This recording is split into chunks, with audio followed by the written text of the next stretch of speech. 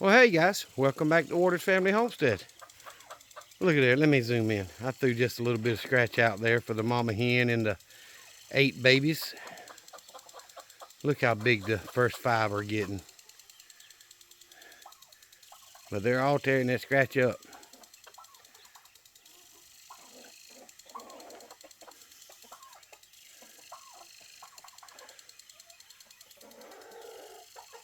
I'm hoping I don't have a bunch of roosters in that 8, but I might. I don't know. Like I say, I did sex a couple of them right after they were hatched.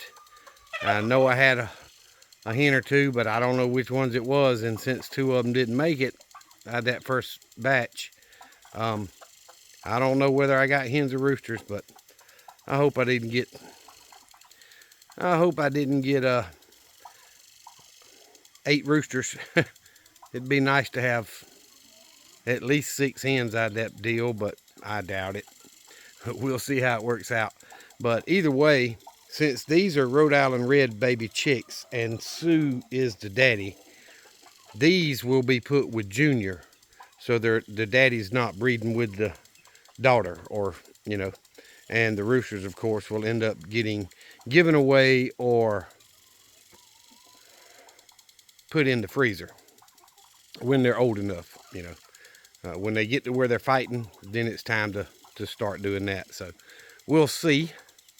But I wanted to show y'all they are beautiful. The first 5 are, they're half grown just about, and got their color to them full. One of them, they all look their own. They've got a little black mixed, and I really think I've got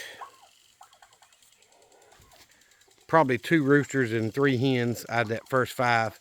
The other ones are too small to tell yet, but maybe not. A lot of folks say you look at their tail feathers, and I got 2 of them that are much bigger than the other 3. So I don't know if that's going to be true or not. They're all got a pretty good comb coming in. So the blue orphans, the turkeys are doing well. I see there's 2 turkey eggs in there on the ground, and there's at least 2 eggs in the nesting box over there. I haven't had another 0 day. I've been getting 2 to 4, pretty much. I think I got 1 yesterday, but they're doing much better. The Rhode Island Reds and the Wyandottes, I'm getting anywhere from 7 to 9 a day. So that means I'm getting 6 Rhode Island Red eggs, and I'm getting 1 to 3 eggs for the Wyandottes, which is better than the blue orphans, but because it's most days. But either way, so these baby chicks, one of them followed me over here, will not be put in with Sue because, like I said, that's their daddy. They'll be put in with Junior. Once the blue orphans are gone and the Wyandottes are gone, Junior will have his flock and Sue will have his flock. And, of course, I could mix. You can mix them with birds, but prefer not to, or at least not for the hatching eggs anyway. But either way, I want to do a quick video and show y'all they're all doing well. They tore up that little bit of scratch. There's still a little bit on the ground. I didn't give them a whole bunch, but they did seem to enjoy it. I like the fact that every baby chick there has feathers on its legs, because Sue has feathers on his legs and Junior has feathers on his legs, and that's from the couple of the hens from the first batch that I butchered last time, the older ones, the 6 hens and rooster that I had in there. So that gene is still carrying on. See, these Rhode Island Reds don't have any feathers on their legs, but Sue does. And the 2 Barnyard Mix have feathers on their legs. So they're not true Rhode Island Reds, but all the other Rhode Island Reds, the 5 that are there, just straight legs. So anyway, you have them long enough, you learn how to tell them apart. But just want to do a quick video and show y'all this blueberry bush. They pretty much picked it clean. There's 3 or 4 berries on it, that's all. This one's still loaded. It's just too high for them to get to.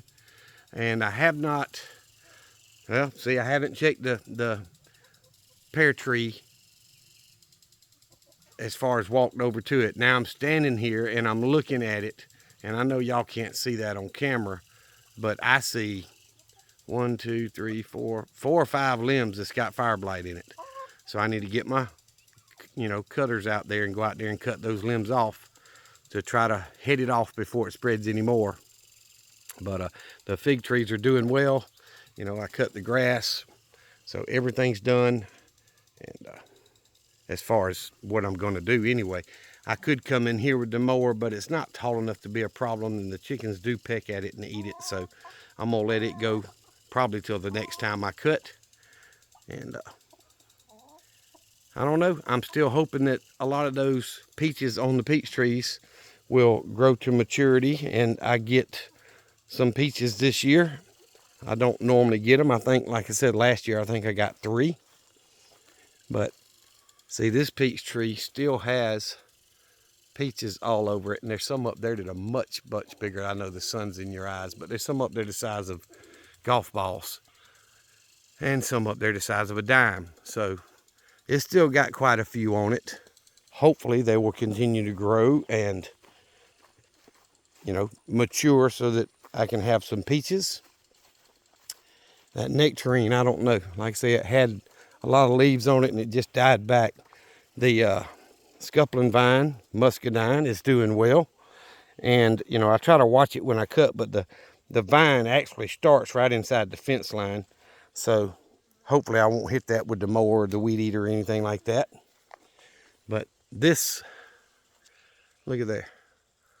This peach tree still has peaches all over it. When I aim up, I know it's hard for y'all to see. But there's several dozen on this peach tree. And this is the one that was really loaded heavy. If you look right there, they're just clumps of them in there. So I did lose some of them, it looks like, but maybe that was the one that was loaded heavy, because it's got dozens, several dozen, probably 3 or 4 dozen peaches on it. And they're silver dollar size, or a little bigger than a golf ball, most of them. These are golf ball size. So hopefully they will grow and I'll get some peaches out of them this year. So I'm looking at this pear tree, seeing if I see any fire blight over here. And I see a couple of dark leaves, but I don't see the end of the run getting black, which is typically the fire blight. It turns black at the end and works its way back.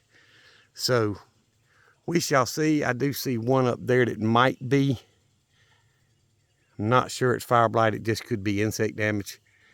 But it's hard to see the way the sky's lit up right now. But that tree definitely has some fire blight in it. I need to get in there and make cuts. But look how loaded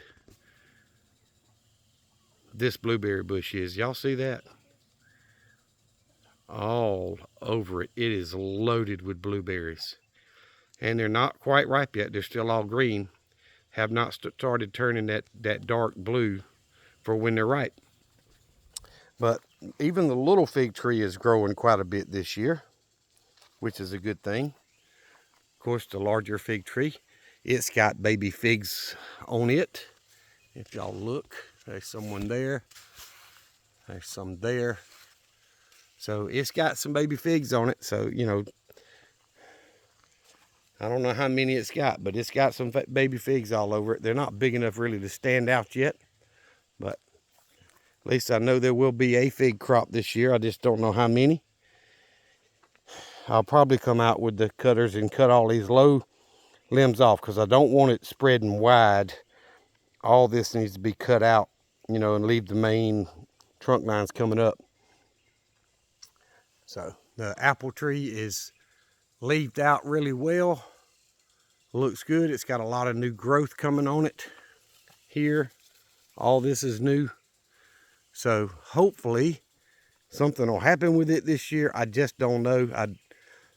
Apple trees require quite a bit more frost hours than these other peaches and pears and figs and stuff, and blueberries. So we just don't get enough frost hours in southwest Georgia for apples. So To me, we had a very cold winter. Most people say we had a mild winter. I don't know, but I've got the sprinkler running and I've got it spraying more instead of shooting straight out because I want to really get that half. I've got some grass that it's actually coming up. If y'all see that that over there's, 4 inches tall. And there's a few places elsewhere, small stuff on the ground. So it's just not coming up as thick as I want it, but I'm going to continue watering it. And today is the second day without rain, so I turn the sprinkler on.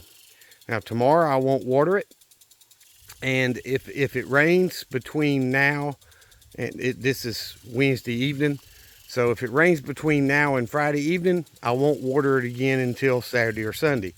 But basically, if it doesn't rain for 48 hours, I'm turning that sprinkler on and letting this ground get enough water to get that grass back to growing. At least that's my idea. You see, I moved it to a new spot. And basically, that allows me to wet this and not spray over toward the building and wet the bench that I like to sit on over here, and not wet all this back here that I'm not wanting really to grow crazy right now. So that's why I moved it. It's just more convenient for me. But oh my goodness, I showed y'all the metal in yesterday's video. For y'all to be yesterday, which will be, y'all will see this Friday. So Thursday's video's got a little bit of a different take to it than what y'all are used to. But you know what? Hey, somebody may decide they want it. And I'm at the point that I've done a ton of work here and turned this into a pretty decent little homestead. There's plenty of garden opportunity, fruit trees. You could expand on that even more. So somebody that want it, hey, maybe I'm not asking a crazy price. We'll see. But anyway, guys, thank you for watching the videos. Thank you for subscribing, and thank y'all for the comments that y'all give me. I read every one. I respond to the ones that require a response. Sometimes if I'm busy and I read it, if it doesn't have to have a response, I just move on to the next one. But I read every single one. And if you want a response, ask a question, other than just making a comment. So I like I say, I don't ignore anybody, and I do appreciate it very, very much. Well, look at there. There are 4 or 5 blueberries at the top of that bush that they haven't been able to get to. But anyway, looks like they messed that waterer up again. I'm fixing to disconnect it. I'm going to wash it and clean it and check why it keeps overflowing, and see if I can't solve that problem, because it's leaving a little puddle of water there, which the chickens like playing in. But I gotta deal with that. The feeders are all good. I don't have to fill them up but every 2 to 3 days. So with 14 in here, this feeder typically lasts 2 days, maybe 2.5. And then with just the 7 chickens in the first pen and the 3 turkeys, I get about 3 days out of that feeder, 2.5 to 3 days, because the turkeys eat a lot more than the chickens. But either way, and of course the baby chicks, I'm mixing their start and grow with layer pellets, so they can, transition into that. So that their feeder is pretty much half and half. And I'll do that until they all get to about the size of the first 5. And then they'll transition over to just layer pellets. And anyway, I'm steadily trying to take care of them. But I appreciate you guys. Y'all remember what I always tell you. Jesus Christ loves you, and so do I. Y'all be safe. Be prepared. Tell them, hey, Sue.